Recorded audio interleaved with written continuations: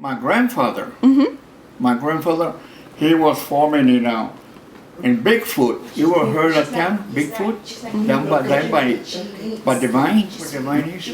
Where he grew Or down by the vine, close to San Antonio. Moon trees. I was born in San Antonio in the country. My daddy had a big farm there, a ranch and farm. We were farming cotton and high gear, just like maize on those years. And then we had cattle. We had cattle. So we lived there and we went to school there. And a little school 18 miles from town, from San Antonio on the country. And we had a buggy and we had a horse. And we put a horse on the buggy and we went to school on that buggy. What was the name of the town? Was it Lytle? It was Sale. The name of the town is Sale. It was a school, a church, and a cotton gin, and about 3 houses. And we lived. Our farm was behind the gin. So when we picked the cotton, we just drove through the field to the back of the gin, real close. But we like to ride the buggy going home with a horse, you know. It's real pretty buggy, had a cap and everything. And then from there we grew up, and then from there we moved to Woodsboro. Because Daddy sold that ranch because half of it was farming and half of it was for cattle. And then it didn't rain, so we lost the crop and no grass for the cattle. The next year, Daddy, it happened the same thing.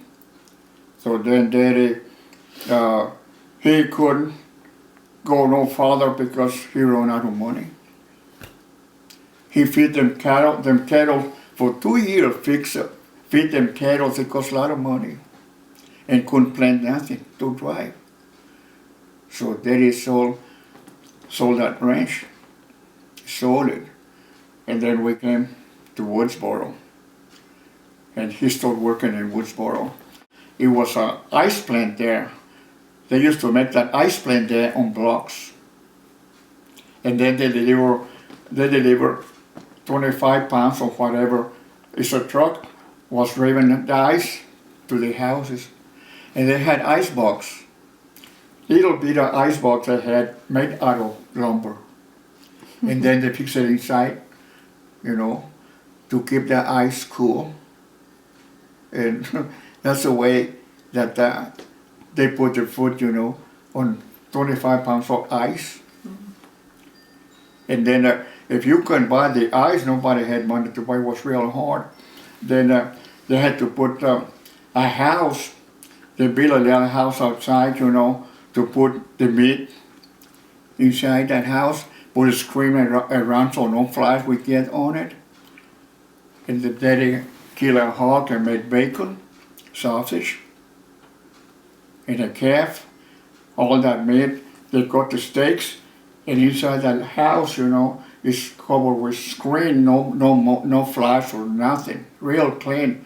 And put little strings like that, and hang the meat there to dry, and from there, mother, the meat, it dries, and no flies or nothing. And the Daddy makes the sausage, and put the sausage, and he make the bacon, salt bacon. He make the bacon after he kill the hog. He make the bacon square like that, about that thick of bacon, salt bacon.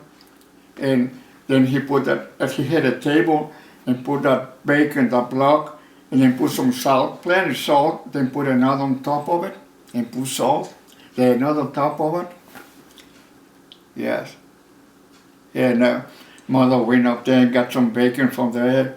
It was good. And the meat, now you put meat outside, it's bad now. Yeah.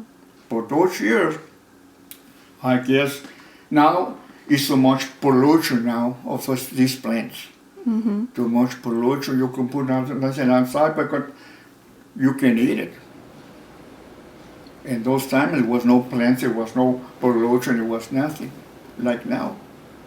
So now, you can leave a piece of meat outside 40 minutes. You can. And you see, we live like that, with meat like that, and cook, and it was so good. We never got sick. Was Mom Vel a good cook? Your Mama Vel? You asking? Mom Ben, was she a good cook? Oh yeah, yeah. He made, she make what you call chicharrones on a big pot. He put, when he kill a hog. Oh, he made Lord, you know. He didn't have to buy none. He make big buckets like that. Yeah.